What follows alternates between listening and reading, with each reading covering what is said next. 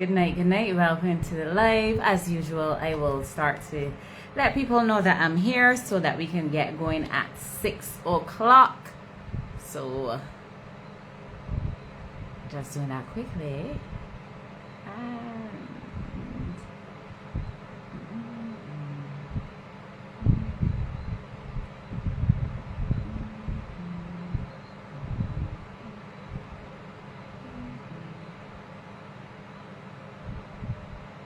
Just adding people, just sending a quick invitation to people to let them know that I am live. If you are here, welcome. If you are not here as yet, we'll see you shortly. But we gotta get this thing going, and just a few more people, and then we on our way. All right. Hi, good night. This is Ginger Reds. Good night to you. And as usual, the opening song.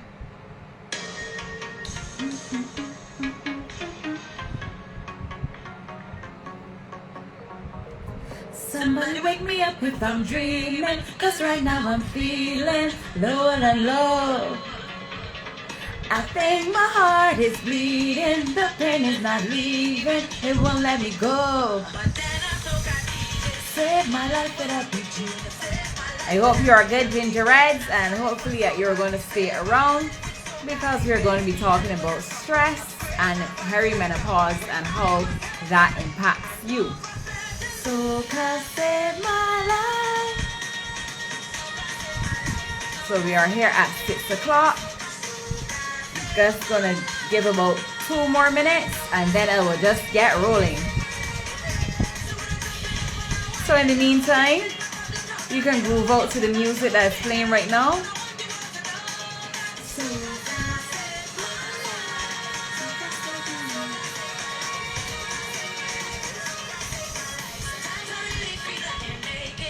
Don't know what I'm gonna do. I'm losing control.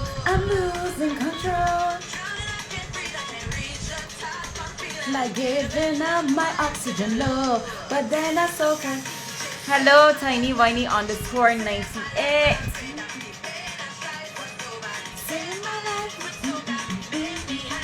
Just 1 more minute, and we'll get going. I know for certain.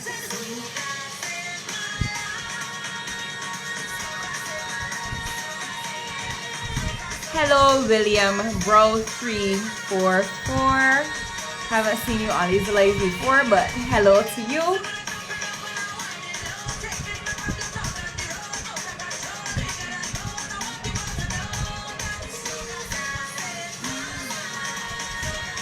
All right, we are getting started. Good night, everyone. Welcome to Perimenopause Chit Chats, where I'm here almost every Friday talking about things related to perimenopause. And this is not only for men, this is not only for women, it is for men as well, because if you are involved with a woman, anything that she is going through is going to impact you. Good night, Tony_Bajan, and we will get started talking about stress. Life is always lifing. Something is always happening, whether it be you thinking about your finances, stressing at work based on the workload, even dealing with people at work, family stresses, things like that. All of these things are things that are going to be happening every single day for some people, and sometimes you do not have much control over that, but there's some things that you have control over. So how exactly is this going to impact the perimenopause journey? You know, you hear all the time that you must look to reduce your stress, do things that are going to bring you joy, and it has different layers. So the 2 main things that will help you to reduce your perimenopause symptoms or even stop them from even happening altogether is managing your cortisol levels and managing your blood sugar levels. I spoke about blood sugar last week, so if you did not see that live, you can always go back. It is on my Instagram profile, and if you're watching this on YouTube, it is also there. So let me talk about these cortisol levels. What happens? So in terms of our stress response, we have two different systems. The parasympathetic system, which is called your rest and digest system, where it is like your zen, woo-sa, like that system. And then you got the system, sympathetic nervous system, which is your fight, flight, freeze. Fight, flight, freeze. There's another F. It is not coming to me. But it is your action, stress response. And these two systems work hand in hand. But the issue is, because of our everyday activities and a lot of things our body perceives as stress, we have not evolved to deal with the everyday stressors. So anything that your body perceives as stress, it is going to react as though you're getting chased by the big black dog when you pass the fence, and it get out the fence and it chasing you. So whether you be in traffic and just cussing every single body at people that doing foolishness, you know, when you in traffic, sometimes they got this thing called road rage, where you like carry on the car, you can let everybody, those sort of things. Then you're even stressing about thinking about, I gotta go work and dealing with these people at work. Oh my God. Then you're thinking about writing that email when somebody sends you something and you're like, you really ain't got no common sense. And you type in, as per last email, in caps and in red, and then realizing, oh shoot, I should have typed that.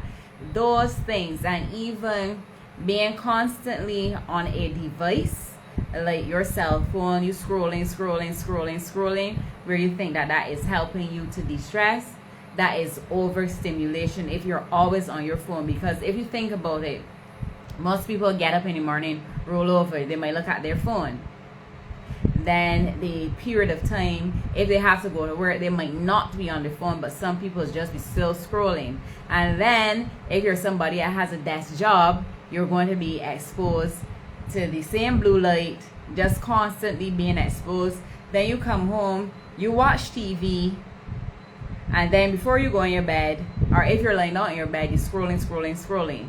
So all of these little things are stressing you. They're adding up to the stress.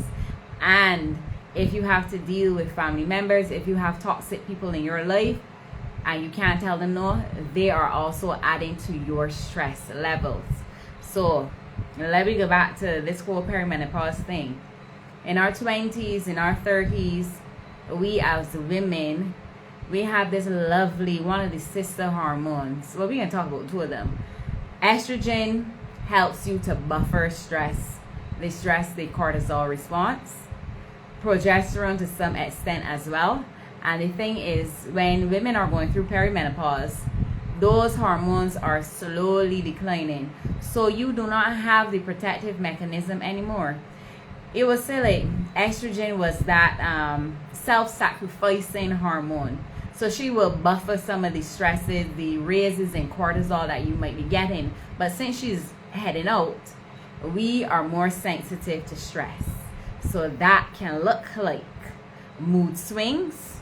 That can look like anxiety. So that is coming from progesterone dropping. That can look like crying outbursts. That can look like a lot of what people might think is a lot of aggression.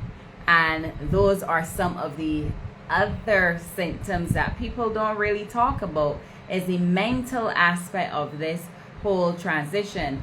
And also, I would say that there's also a good thing about it, because women are able to say, no, I ain't doing this, no way. So that's the benefit of it. But the flip side is that most women cannot, we are extra sensitive to stress, And when we're sensitive to stress, meaning that we cannot tolerate so much stress because cortisol is going to be up there. And the thing is, when your cortisol levels are high, your insulin levels are going to go up.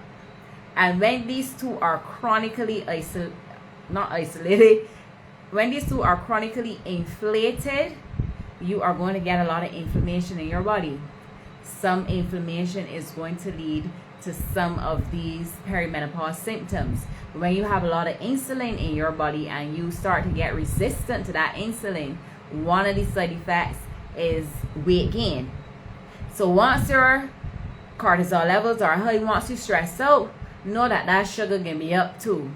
And insulin has to do its job, but if it can't do its job because these two are just constantly high and you don't have estrogen and progesterone to help, then these symptoms are going to be constantly there. And one of the other things, if you are stressed out, it does not matter how well you are eating to deal with these symptoms, because we do know that nutrition will help with a lot of these symptoms. But if you are stressed out, if you're chronically stressed, I'm not saying that you cannot be stressed, because that is still a natural response, which is called eustress, where you have a little bit of stress, which is going to help you to adapt. But if you are constantly stressed, just 24/7, it is going to impact everything. You're not going to digest those nutrients, those supplements that you are taking. Is not going to, when you stress out, nothing can happen. So when you're highly stressed, that means that some nutrients like magnesium is going to be depleted. And magnesium is one of those supplements that helps with things like brain fog, help with sleep, help with hot flashes, help with insomnia.